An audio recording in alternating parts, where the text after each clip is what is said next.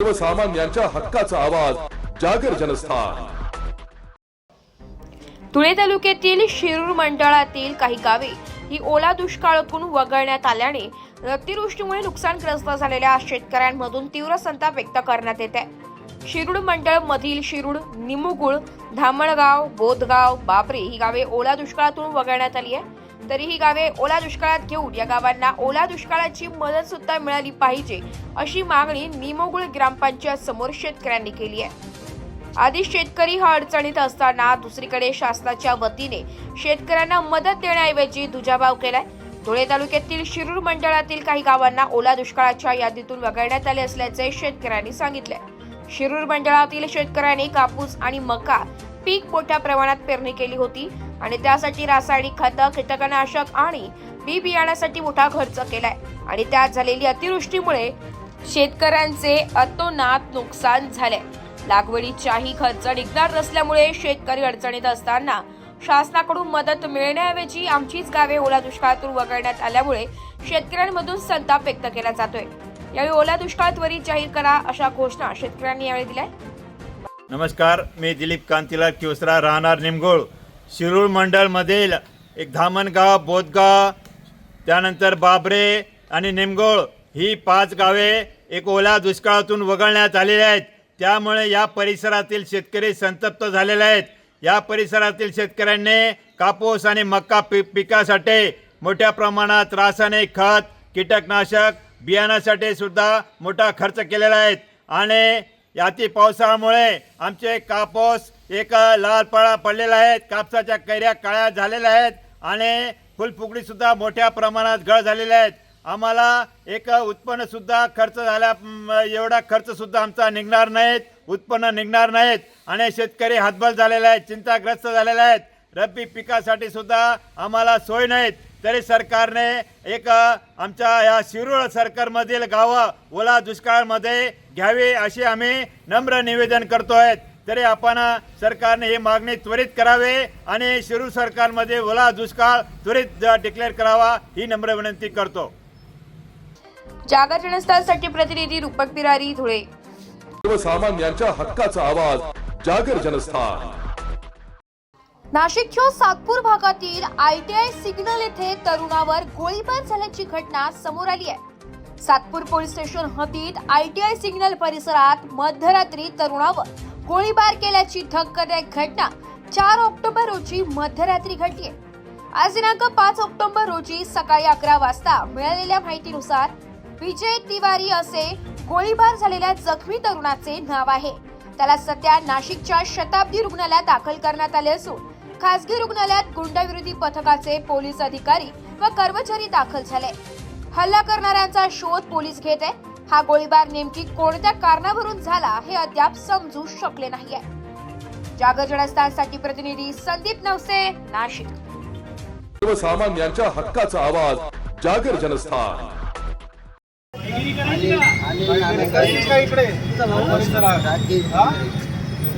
त्यांनी 302 गुन्हा केला होता, त्या गुन्ह्यात त्याचे रील्स काढले होते। खुनातील गुन्हेगाराची जेलमधून सुटल्यानंतर रील बनवणाऱ्या 6 जणांना उपनगर पोलिसांनी ताब्यात घेऊन धिंड काढली आहे।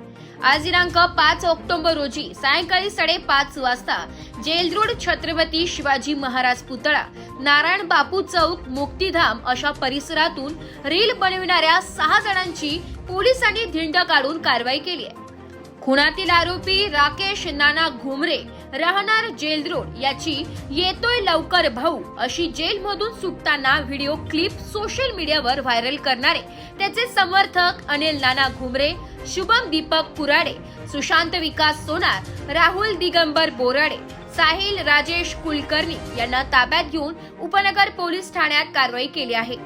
उपायुक्त किशोर काळे, सहाय्यक पोलीस आयुक्त डॉक्टर सचिन बारी, उपनगर पोलीस ठाण्याचे वरिष्ठ पोलीस निरीक्षक जयंत शिरसाट यांच्या सूचनेप्रमाणे गौरव गवळी हे गुन्हेगारांच्या प्रोफाईलवर लक्ष ठेवण्याचे काम करीत आहे। यावेळी गुन्हे शोध पथकाचे पोलीस निरीक्षक संजीव फुलपगारे, सहाय्यक पोलीस निरीक्षक सुयोग वायकर, पोलीस उपनिरीक्षक प्रभाकर सोनवणे, पोलीस हवालदार संदीप पवार, विनोद लखन, पंकज करपे, संदेश रघतवान, सुनील गायकवाड, सूरज गवळी, जयंत शिंदे, प्रशांत देवरे, गौरव गवळी, अनिल शिंदे, प्रवीण सांगळे, सतीश मडभई यांच्या नियंत्रणाखाली सदर धिंड काढण्यात आली आहे. भाऊ मर्डरमध्ये होता म्हणून मी रील काढली होती, तर मला अशी बोलावं लागली. परत काढशील का तू रील काढशील का? याच्या पुढे तुम्ही पण करू नका, आम्ही पण करणार नाही. आणि याच्या पुढे करायच्या अगोदर काळजीपूर्वक करा. जागर जनस्थानसाठी प्रतिनिधी संदीप नवसे, नाशिक. सर्वसामान्यांच्या हक्काचा आवाज जागर जनस्थान. धुळे शहरातून धक्कादायक बातमी समोर आली आहे.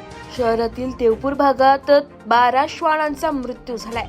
शहरातील देवपूर भागातील इंदिरा गार्डन परिसरातील वर्षा बिल्डिंग जवळ एकाच दिवशी 12 श्वानांचा मृत्यू झाल्याने नागरिकांमध्ये खळबळ माजली आहे. या श्वानांचा नेमका मृत्यू कशामुळे झाला याची सखोल चौकशी करावी आणि जे दोषी असतील त्यांच्यावर कायदेशीर कारवाई करावी अशी मागणी धुळ्यातील प्राणीप्रेमींनी केली आहे. मी मिसेस मीनाक्षी पाटील, सैन्य अधिकारी कर्नल उत्तम पाटील यांची पत्नी आणि एक सुजाण किंवा जबाबदार नागरिक आणि त्याचबरोबर आधार या प्राणीमित्र आणि संरक्षक संस्थेचे सदस्य म्हणून मी हे तुमच्याकडे माझं म्हणणं मांडते आहे किंवा मी तुमच्याशी संवाद साधते आहे. नुकतीच आम्हाला ही बातमी मिळाली आहे की काल एका परिसरामध्ये इंदिरा गार्डनजवळ 12 कुत्र्यांची नैसर्गिक मृत्यू झालेला आहे असं सांगण्यात आलं आहे. पण 12 कुत्रे एकाच वेळेला नैसर्गिकरित्या मरू शकत नाहीत किंवा त्यांचा मृत्यू होऊ शकत नाही. तर ही नक्कीच एक वेगळी घटना आहे आणि कोणीतरी याच्यामागे माणसांचाच हात असावा असा आमचा अगदी पूर्ण कयास आहे. तर 2 दिवसांचं त्या भागातलं CCTV फुटेज तपासण्यात यावं आणि त्या नागरिकांनी ज्यांनी कोणी याच्यामध्ये भाग घेतला असेल आणि ज्यांनी कोणी हे गैरकृत्य घडवून आणलंय त्यांना त्या समोर जबाबदार धरून त्यांना सगळ्यांसमोर उघडं करावं असं आमची सगळ्यांची मागणी आहे. आपण एक जबाबदार नागरिक म्हणून हे समजून घ्यायला हवं की कुत्रे आपली जबाबदारी नाही आहेत. खरं ते आपल्याला सांभाळतायत. आपल्याला असा समज आहे की आपण त्यांना सांभाळतो, तसं अजिबात नाही आहे. कुत्रे आपल्याला सुरक्षा देतात. आपल्यासाठी एकदा त्यांना तुम्ही एक अन्नाचा तुकडा खाऊ घातला की ते आयुष्यभर तुमच्याशी लॉयल असतात, तुमची देखरेख करतात, तुमची सुरक्षा करतात. पण त्यांच्यासाठी आपण काय करतो, त्यांना अन्नातून विषबाधा होईल असं काम करतो आपण. तर हा आमचा असा संशय आहे की कोणीतरी अन्नामधून त्यांना खाऊ घातलेला आहे, विष दिलेलं आहे आणि त्यामुळे त्यांचा मृत्यू झालेला आहे. हा नैसर्गिक असता तर 12 कुत्रे एकाच वेळेला एकाच ठिकाणी कसे मृत्यू पावतील? तर हा अगदी नक्कीच म्हणजे शंकास्पद ही घटना आहे. तर याचा तपास पूर्णतः करण्यात यावा असा आमचा आग्रह आहे.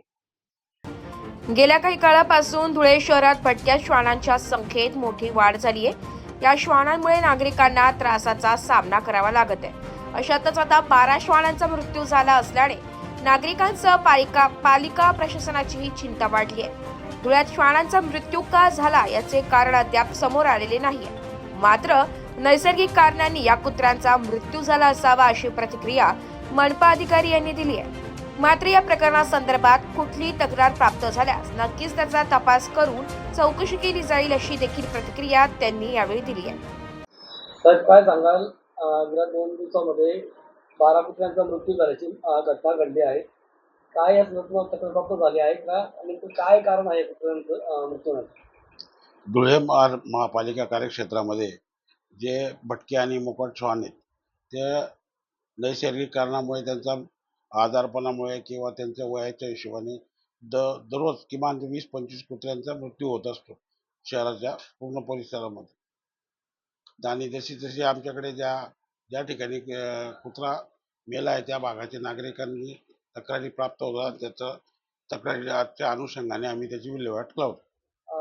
प्राणीप्रेमींनी जे काही काल 12 कुत्र्यांचा मृत्यू झाला आहे त्या प्रकरणी सखोल तपास करावा अशी मागणी त्यांनी केली आहे चॅनलच्या माध्यमातून. काय नेमकं कसं बघताय त्याच्याकडे? अद्यापपर्यंत कुठल्याही प्राणीप्रेमींनी आमच्याकडे असं कुठल्याही प्रकारचे महानगरपालिकेत तक्रार दिलेली नाही. तक्रार झाल्यास आम्ही निश्चित त्याची काही CCTV फुटेज वगैरे असतील तर परिसरातले किंवा नागरिकांचा सर्वेक्षण करून त्याचा तपास निश्चित केला जाईल. धुळे शहरात 12 श्वानांचा झालेला मृत्यू दुर्दैवी असून नैसर्गिक दृष्टीने एकाच वेळी इतक्या कुत्र्यांचा मृत्यू होणं शक्य नाही. त्यामुळे यामागे नक्कीच कोणाचा तरी हात आहे असा संशय प्राणीप्रेमींनी व्यक्त केलाय. त्यामुळे या संपूर्ण घटनेची दखल घेऊन मनपा प्रशासनाने कठोर कारवाई करावी अशी मागणी आता प्राणीप्रेमी मधून व्यक्त केली जात आहे. जागर जनस्थानसाठी प्रतिनिधी रूपक बिरारी, धुळे. नाशिक मनपा हद्दीतील करदात्यांना सूचित करण्यात येते की 2025-26 या वित्तीय वर्षांचे मालमत्ता कराचे देयके मनपाच्या संकेतस्थळावर उपलब्ध करून देण्यात आलेली आहेत. त्यानुसार मालमत्ता कराची थकबाकीसह चालू मागणी रक्कम एक रकमी भरणा केल्यास शास्ती व इतर फी मध्ये सवलत देण्यात येणार आहे. 1 सप्टेंबर ते 31 ऑक्टोबर 2025 पर्यंत चालू वित्तीय वर्षाचा मालमत्ता कर एक रकमी भरल्यास 95% सूट, तर 1 नोव्हेंबर ते 30 नोव्हेंबर 2025 पर्यंत भरल्यास 85% सूट मिळेल. नाशिक महानगरपालिकेच्या कर आकारणी विभागाद्वारे जनहितार्थ प्रसारित. सर्वसामान्यांच्या हक्काचा आवाज जागर जनस्थान. नवरात्र उत्सव आणि कोजागिरी पौर्णिमेच्या पार्श्वभूमीवर शारदीय नवरात्रोत्सवाची सांगता करत आज खानदेश कुलस्वामिनी एकविरा देवी मंदिरात विविध धार्मिक कार्यक्रम संपन्न होत आहेत. त्याच पार्श्वभूमीवर एकविरा देवी मंदिरात हजारो महिलांनी एकत्रित येत देवीच्या सप्तशती पाठाचे सामूहिक पठण केले. यावेळी संपूर्ण मंदिर परिसरामध्ये भक्तिमय वातावरण असल्याचं पाहायला मिळाले. शारदीय नवरात्रीच्या 9 दिवसांमध्ये देवीच्या 9 रूपांची पूजा करण्यात येत असते. या काळात भक्त उपवास करतात. दरम्यान देवीचे सप्तशतीचे पठण करणे देखील खूप खास मानले जाते. म्हणूनच आज एकविरा देवीला 56 भोग दाखवत भक्तिमय वातावरणात खानदेशी कुलस्वामिनी मंदिरात हजारो महिलांनी एकत्रित येत सप्तशतीचे पाठ सामूहिक पठण केले. जागर जनस्थानसाठी प्रतिनिधी रूपक बिरारी, धुळे. एकविरा देवी व रेणुका माता मंदिर ट्रस्ट शारदीय नवरात्रोत्सवाची सांगता म्हणून आज चतुर्दशी आणि उद्या पौर्णिमा असे 2 दिवस हा कार्यक्रम असतो.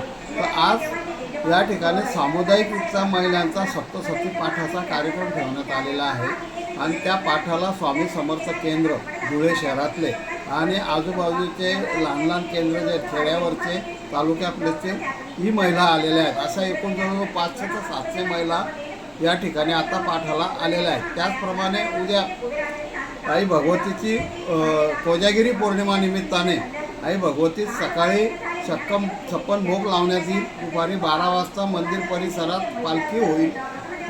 नंतर महानैवेद्य आणि 56 भोग नंतर दुपारी 12 वाजेच्या आरतीनंतर या ठिकाणी भंडाराचा कार्यक्रम करण्यात आलेला आहे. भंडारा झाल्यानंतर रात्री जागरणाचा कार्यक्रम आहे. या जागरणसाठी जळगावहून महिला मंडळाचं पथक गाण्यांसाठी येणार आहे. मोठ्या प्रमाणात कार्यक्रम आहे. तरी सर्वांनी या 2 दिवसाचा कार्यक्रमाचा लाभ घ्यावा. धन्यवाद.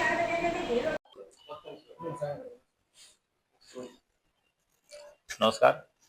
काल दिनांक 4 ऑक्टोबर रोजी रात्री लेट नाईट सातपूर पोलीस स्टेशनच्या हद्दीमध्ये एक ऑरा बार नावाचं एक ठिकाण आहे. त्या ठिकाणी त्या बारच्या खाली एक फायरिंगची घटना घडलेली आहे. त्याच्यामध्ये यातील जखमी नामे वरुण विजय तिवारी याच्या मांडीमध्ये त्या ठिकाणी एक गोळी लागलेली आहे आणि त्या व्यतिरिक्त त्याला काही इंजुरीज आहेत. याबाबत सदरील जो फिर्यादी आहे किंवा सदरील जो जखमी आहे तो हॉस्पिटलला ऍडमिट असून त्याने दिलेल्या जबाबावरून तसेच इतर जे काही पोलिसांना पण मिळालेली काही गोपनीय माहिती आहे तसेच इतर काही तांत्रिक विश्लेषणाच्या आधारावरती यामधील काही आरोपितांना देखील त्या ठिकाणी ताब्यात घेण्यात आलेलं आहे आणि त्याच्यावरून फर्दर गुन्हा दाखल करणं आणि पुढची जी काही कायदेशीर प्रक्रिया आहे ती त्या ठिकाणी सुरू आहे.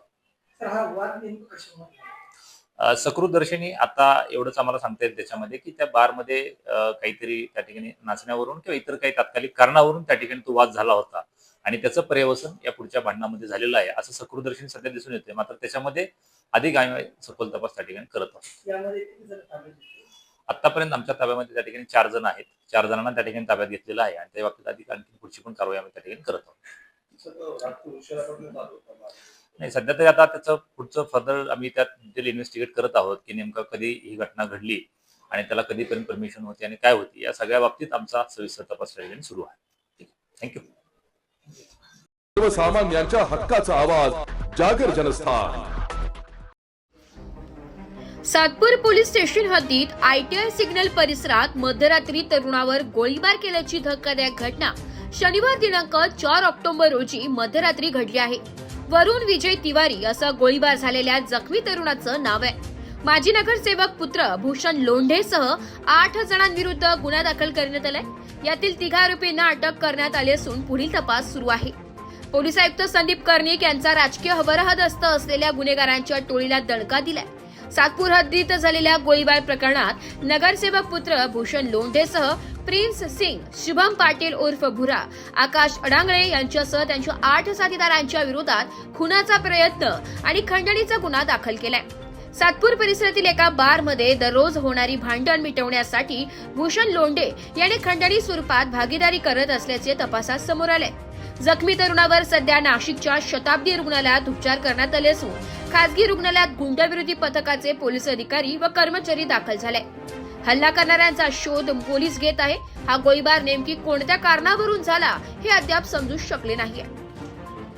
भूषण लोंढे, शुभम पाटील उर्फ भुरा, प्रिन्स सिंग, दुर्गेश वाघमारे, आकाश उर्फ अभिजित अडांगळे, राहुल गायकवाड, सनी विठ्ठलकर, शुभम निकम, वेदांत चाळगे व इतर 4 ते 5 इसम असल्याची माहिती उपायुक्त किशोर काळे यांनी प्रसारमाध्यमांना दिली आहे. जागर जनस्थानसाठी प्रतिनिधी संदीप नवसे, नाशिक. आज पहाटे पोलीस स्टेशन सातपूर येथे घडलेल्या गोळीबाराच्या घटनेसंदर्भाने सपोनी ज्ञानेश्वर भडांगे यांनी दिलेल्या फिर्यादीवरून इसम नामे भूषण प्रकाश लोंढे व त्याच्या इतर 8 ज्ञात व 4 ते 5 अज्ञात साथीदारांविरुद्ध पोस्टे सातपूर येथे जीवे ठार मारण्याचा प्रयत्न करणे तसेच खंडणी घेणे अशा विविध कलमांमध्ये गुन्हा दाखल करण्यात आलेला आहे. सदर गुन्ह्याचा पुढील तपास वपोनी अहेरे हे स्वतः करत आहेत. सदर गुन्ह्यामध्ये इसम नामे भूषण प्रकाश लोंढे याने सदर बार चालकांकडून दरमहा 10% रकमेची खंडणी घेऊन तसेच यातील जखमी यास इसम नामे शुभम पाटील उर्फ भुऱ्या याने त्याच्याकडील अवैध अग्निशस्त्राने फायर करून जीवे ठार मारण्याचा प्रयत्न केल्याबद्दल हा गुन्हा दाखल झालेला आहे. सदर गुन्ह्यामध्ये आम्ही अद्याप पाहतो एकूण 3 आरोपितांना अटक केलेली आहे व उर्वरित आरोपींचा शोध त्या ठिकाणी आम्ही घेत आहोत.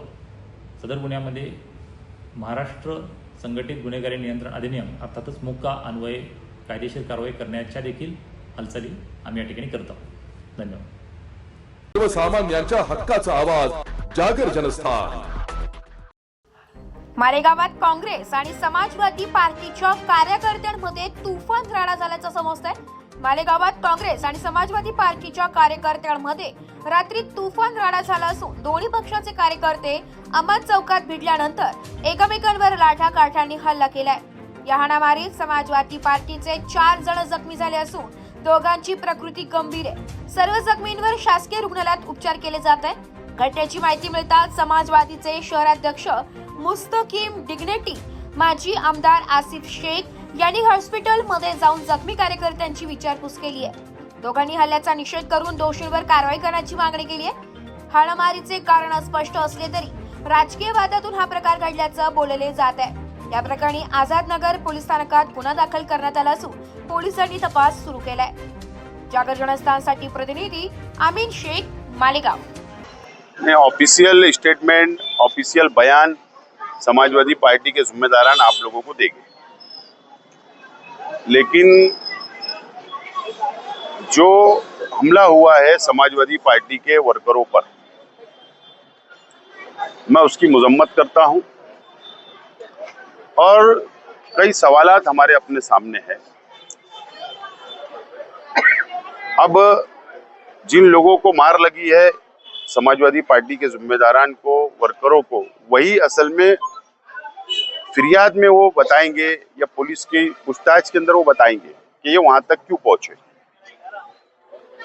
लेकिन अगर हमला डायरेक्ट हो जाता है, जो मैं बात वहां सुन रहा था, ये लोग जाते हैं मस्जिद के पास और हमला डायरेक्ट हो जाता है, तो इसका मतलब ये है कि कहीं ना कहीं जिन लोगों ने हमला किया वो प्लानिंग में और औजार के साथ, सामान के साथ मौजूद थे. इसका मतलब ये होता है.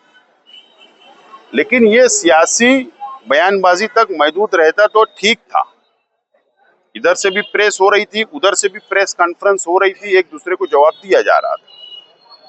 लेकिन पुलिस डिपार्टमेंट से मेरी गुजारिश है, अपील है कि प्रेस के जरिए बातचीत चल रही थी, लेकिन इसके अंदर जो शिद्दत पैदा की गई वो मिर्जा गालिब रोड से शिद्दत पैदा हुई. अनीस मिस्त्री जो समाजवादी पार्टी के प्रवक्ता है, उनके पोते को वो ट्यूशन क्लास से लाने के लिए गए थे और वहां पर भी इस तरीके से मारहान की गई, गाली गलौज की गई थी और वहां से इस मामले में शिद्दत आई। पुलिस ने पूरी इंक्वायरी करना चाहिए। जिन लोगों पर हमला हुआ फरहान हॉस्पिटल में एडमिट है, बहुत गहरी चोट आई है, नाजुक हालत है। अब पुलिस ने फौरी तौर पर एक्शन लेना चाहिए और कड़क से कड़क कार्रवाई करना चाहिए। बहरहाल बात शुरू कहां से हुई और ये जो दादागिरी है, ये जो गुंडागर्दी आज हुई, असल में खुद की इज्जत बाहर ना आ जाए, इसको छुपाने के लिए सब किया जा रहा है। लेकिन जो जैसा करेगा वो वैसा भरेगा। और अगर अंधेरे में कुछ काले काम होए तो जाहिर सी बात, अगर तुम किसी की जातियात पर बोलेगे वो भी तो सामने आएगा।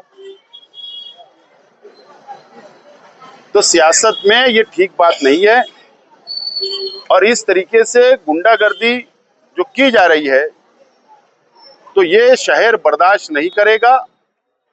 और अमन चौक जैसे इलाके के अंदर, अमन चौक और उसके इतराफ का जो इलाका है, वहां पर शहर के मोअज़्ज़िज़ मौलाना हनीफ अहमद मिल्ली साहब मरहूम, उनका घर है। मौलाना हुसैन अहमद मिल्ली साहब का मकान है। मौलाना आहद अजहरी साहब का मकान है। वहां पर साबिक एमएलए, साबिक सदर बल्दिया मरहूम हाजी शब्बीर अहमद सेठ साहब का मकान है। और एक अच्छी बस्ती है, दीनदारों की, एजुकेटेड पढ़े लिखे लोगों की बस्ती के अंदर इस तरीके से गुंडागर्दी करना, मैं समझता हूं ये ठीक बात नहीं है। पुलिस ने तय तक जाना चाहिए, सामान कहां से आए, कैसे प्लानिंग हुई, सामान कहां रखे हुए थे। और जाहिर सी बात में सीसीटीवी तो होगा, सीसीटीवी तो होगा। क्या सीसीटीवी के अंदर जो रिकॉर्ड हुआ होगा तो क्या उसको नष्ट कर दिया गया? वो सबूत है, क्या वो नष्ट कर दिया गया? जो सबूत है उसको मिटाने की कोशिश की गई, ये भी पुलिस ने तहकीक करना चाहिए। महिलाओं का सम्मान होना चाहिए सियासत में। आपस में झगड़े महिलाओं के बारे में लफ्ज़ों का इस्तेमाल किया जाता है। असल में समाजवादी पार्टी के जिम्मेदार वर्कर बार बार ये बोल रहे थे कि उनकी लीडर शान हिंद साहिबा के खिलाफ में जो जबान इस्तेमाल की गई, वो बोल रहे थे बार बार, आप माफी मांग लो, आप माफी मांग लो, आप माफी मांग लो। तो इंसान माफी मांगने से छोटा नहीं होता। जज्बात में जो बोल दिया गया, और एक टाइम नहीं जज्बात में बोला जाता, हमेशा जज्बात में इस तरीके के जुमले का इस्तेमाल किया गया है। समाजवादी पार्टी की जो डिमांड थी वो कोई बड़ी डिमांड नहीं थी, आप माफी मांग लो, झगड़ा खत्म। लेकिन अड्डरमी करना ये मुनासिब नहीं है। और अगर एक लीडर और एक महिला के ताल्लुक से ऐसा बोला जाता है तो ये भी ठीक बात नहीं है। अगर वर्करों के जज्बात है, वो प्रेस लेकर उन्होंने क्या गलत कहा? उन्होंने एक जमहूरी मुल्कों के अंदर जो संविधान ने अधिकार दिया, वो आंदोलन करने की बात कर रहे थे। उन्होंने कभी नहीं बोले कि हम डंडा लेके मारेंगे, हम हमला करेंगे, ऐसा कहाँ बोला उन्होंने? तो ये ठीक बात नहीं है। नाशिक मनपा हद्दीतील करदात्यांना सूचित करण्यात येते की 2025-26 या वित्तीय वर्षांचे मालमत्ता कराचे देयके मनपाच्या संकेतस्थळावर उपलब्ध करून देण्यात आलेली आहेत. त्यानुसार मालमत्ता कराची थकबाकीसह चालू मागणी रक्कम एक रकमी भरणा केल्यास शास्ती व इतर फी मध्ये सवलत देण्यात येणार आहे. 1 सप्टेंबर ते 31 ऑक्टोबर 2025 पर्यंत चालू वित्तीय वर्षाचा मालमत्ता कर एक रकमी भरल्यास 95% सूट, तर 1 नोव्हेंबर ते 30 नोव्हेंबर 2025 पर्यंत भरल्यास 85% सूट मिळेल. नाशिक महानगरपालिकेच्या कर आकारणी विभागाद्वारे जनहितार्थ प्रसारित. सर्वसामान्यांच्या हक्काचा आवाज जागर जनस्थान. धुळे जिल्ह्यात यावर्षी पेरणीपासून तर काढणीपर्यंत पावसाने दणादण केल्याने शेतकऱ्यांच्या सर्वच पिकाचे अतोनात नुकसान झाले. सध्या तर पीक काढणीच्या शेवटच्या चरणात अतिवृष्टी सदृश्य पावसामुळे सोयाबीनच्या शेंगा खराब झाल्या, तर दुसरीकडे मका पीकही पूर्णतः भिजल्याने काही ठिकाणी या दोन्ही पिकांचं कोंब फुटले असून कपाशीची बोंडे सडल्याने उत्पन्नाची पातळी 50% घसरली आहे. या अतिवृष्टीच्या पावसामुळे अनेकांची शेती खरडून व काहींच्या शेतात पाणी साचल्यामुळे खरीप हंगाम पूर्णतः वाया गेलाय. यासाठी शासनाने तालुक्यातील शेतकऱ्यांना सरसकट हेक्टरी 50,000 रुपयांची मदत देऊन त्यांचे अश्रू पुसावे अशी मागणी आता जोर धरू लागली आहे. जागर जनस्थानसाठी प्रतिनिधी रूपक बिरारी. आमच्या गोंदूर गावात अतिवृष्टी झालेली आहे. प्रमाणाच्या बाहेर पाऊस पडलेला आहे आणि या वर्षी शेतकऱ्यांचा खर्च सुद्धा निघणार नाही इतकं बिकट परिस्थिती आलेली आहे.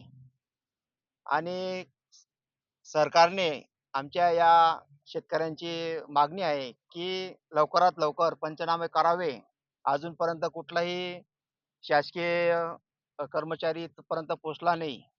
तर आमची शेतकऱ्यांची एकच माग आहे की आमच्या शेतकऱ्यांच्या दुष्काळ झाल्यामुळे लवकरात लवकर निधी उपलब्ध करून द्यावे.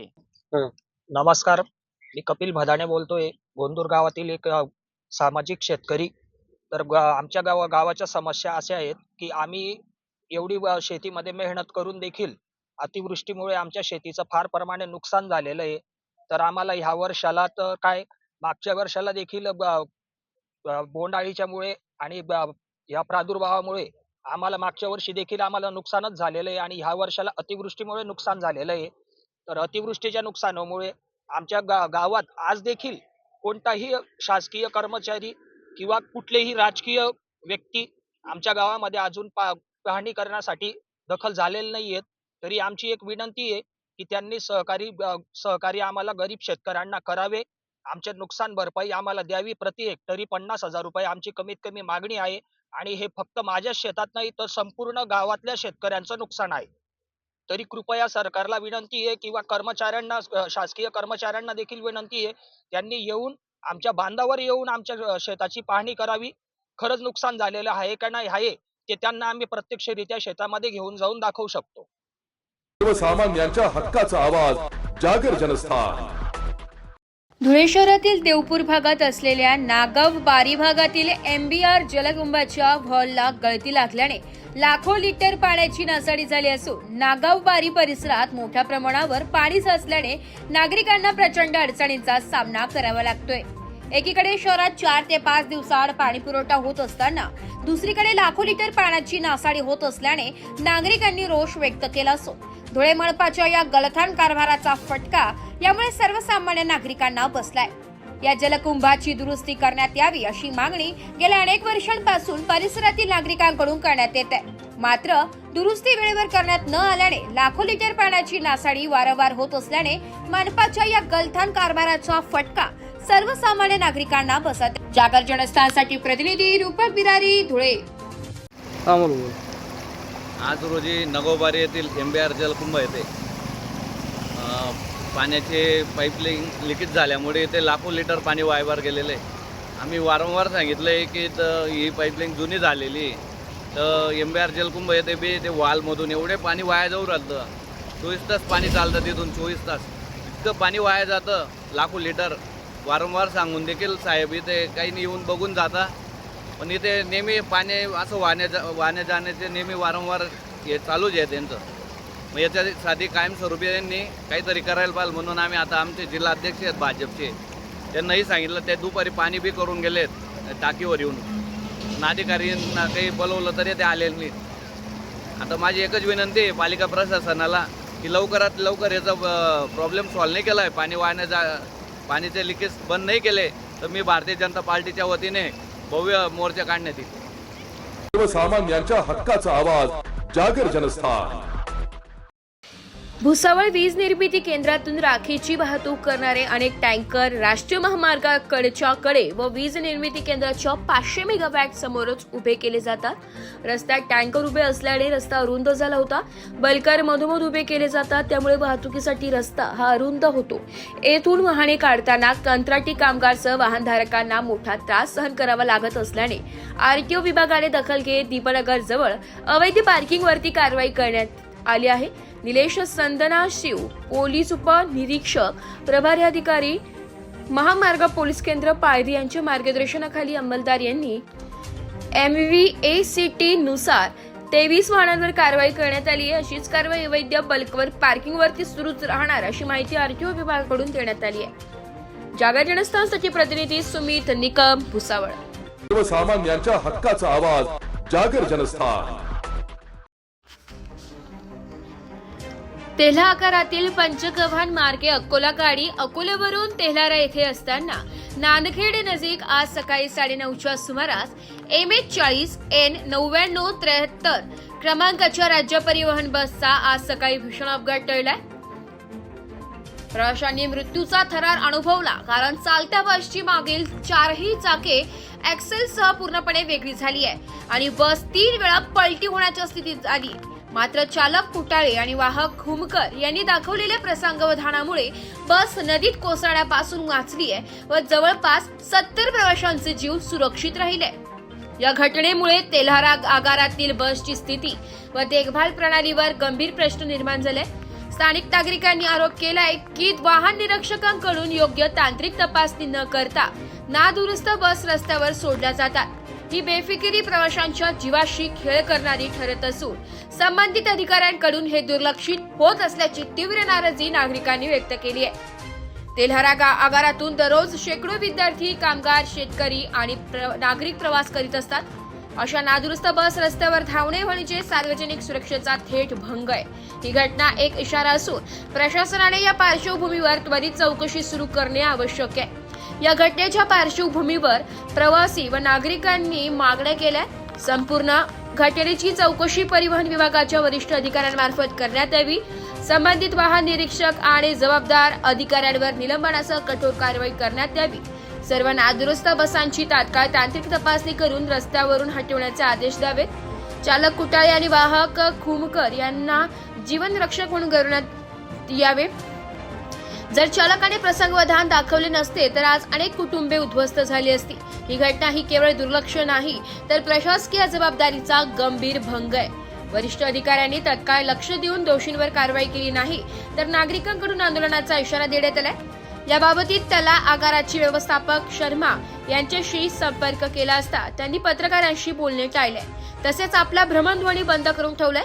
यामुळे आगार व्यवस्थापकांनाच प्रवाशांची किती काळजी हे दिसून येते. जागर जनस्थानसाठी कॅमेरामॅन श्याम वाळस्करसह ब्युरो चीफ प्रतीक कुरेकर, अकोला. साहेब, मी चालक कुटाळे, तेल्हारा डेपोचा ड्रायव्हर. आज आता सकाळी मी काटेल धामवरून सकाळी निघालो, तेल्हाऱ्याला आलो. तेल्हाऱ्याहून नेर पंचगव्हाण मार्गे अकोला जात असताना गाडीत जवळपास 100च्या आसपास सवाऱ्या होत्या. गाडी धीरे धीरे अकोल्याकडे जात होती आणि नानखेडच्या बाहेर निघालो. थोडंसं अंतरावर आल्यानंतर गाडी एकदम स्लो चालू होती. गाडीत भरपूर प्रवासी होते आणि गाडी फर्स्ट म्हणजे थर्ड गिअरमध्ये चालू होती, एकदम स्लो.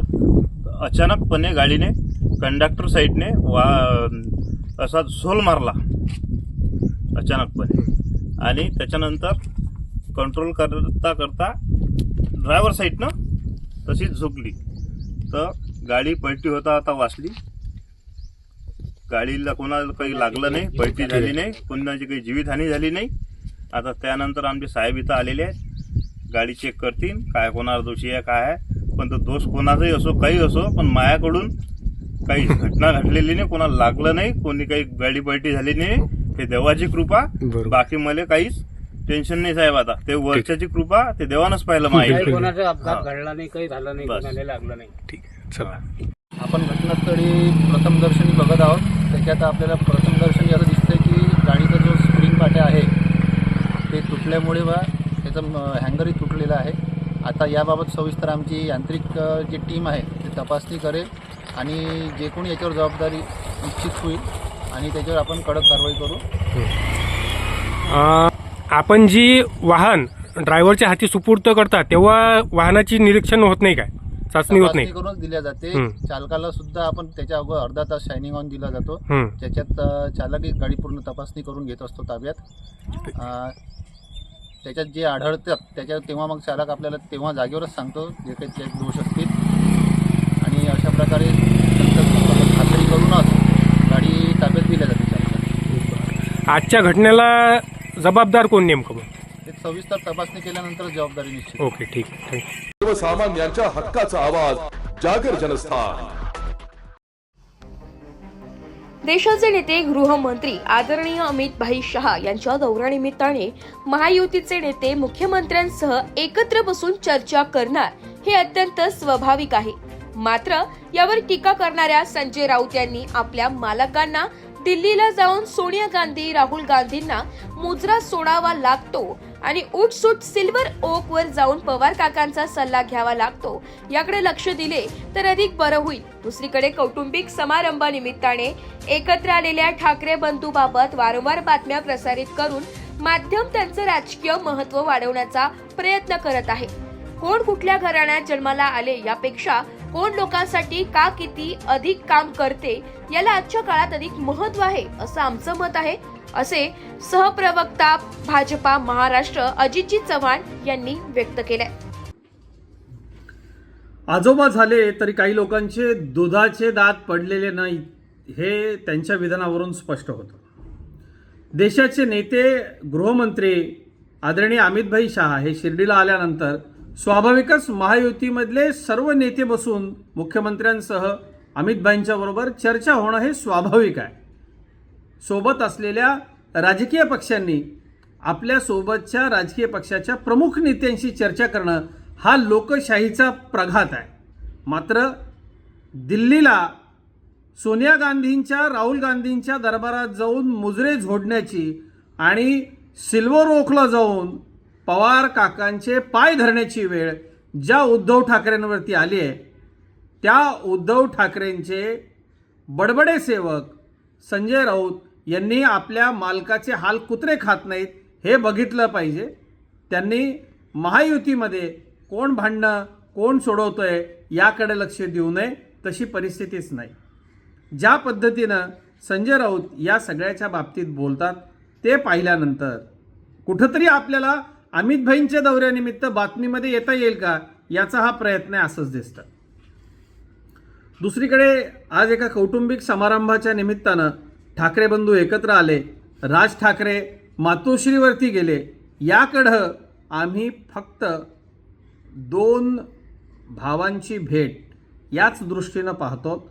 माध्यमं सातत्यानं या विषयामध्ये राजकीय अँगल आणून कुठंतरी त्यांचं महत्त्व कसे वाढेल असा प्रयत्न करताना दिसत आहेत असं आम्हाला वाटतं. त्याचं कारण कोण आहे, कोण कुठल्या घराण्यात जन्माला आलेलं आहे यापेक्षा कोण महाराष्ट्राच्या विकासासाठी काम करतं हे महाराष्ट्राच्या जनतेला आता जास्त महत्त्वाचं आहे असं आम्हाला वाटतं. सर्वसामान्यांच्या हक्काचा आवाज जागर जनस्थान. नगर मनमाड महामार्ग हा मृत्यूचा सापळा होतोय की काय हा सवाल निर्माण झालाय. परवा 3 ऑक्टोबर रोजी दुचाकीला धडक दिल्याने एका तरुणाचा जागीच मृत्यू झाला होता. धानोर येथील मोठा मारुतीजवळ पायी चालणाऱ्या एका तरुणाला वाहनाने धडक दिली. त्यात गणेश घिरे व वर्ष 31 या तरुणाचा जागीच मृत्यू झाला. त्यानंतर लगेचच फतेपुरुज नाका भागात दुसरा अपघात झाला. या दुचाकीवरून जात असलेले देविदास शेळके व वर्ष 55, त्यांची नात जयश्री शेळके व वर्ष 6 यांना एका पेट्रोल टँकरने धडक दिली. यात जयश्री शेळके यांची जागीच मृत्यू झालाय तर देविदास शेळके हे गंभीर जखमी असून त्यांच्यावर खासगी रुग्णालयात उपचार सुरू आहेत. या अपघातासंदर्भात घटनास्थळावरून आढावा घेतलाय आमचे प्रतिनिधी सचिन वखारे येवला यांनी. जागर जनस्थानसाठी प्रतिनिधी सचिन वखारे येवला. नाशिक मनपा हद्दीतील करदात्यांना सूचित करण्यात येते की 2025-26 या वित्तीय वर्षांचे मालमत्ता कराचे देयके मनपाच्या संकेतस्थळावर उपलब्ध करून देण्यात आलेली आहेत. त्यानुसार मालमत्ता कराची थकबाकीसह चालू मागणी रक्कम एक रकमी भरणा केल्यास शास्ती व इतर फी मध्ये सवलत देण्यात येणार आहे. 1 सप्टेंबर ते 31 ऑक्टोबर 2025 पर्यंत चालू वित्तीय वर्षाचा मालमत्ता कर एक रकमी भरल्यास 95% सूट तर 1 नोव्हेंबर ते 30 नोव्हेंबर 2025 पर्यंत भरल्यास 85% सूट मिळेल. नाशिक महानगरपालिकेच्या कर आकारणी विभागाद्वारे जनहितार्थ प्रसारित.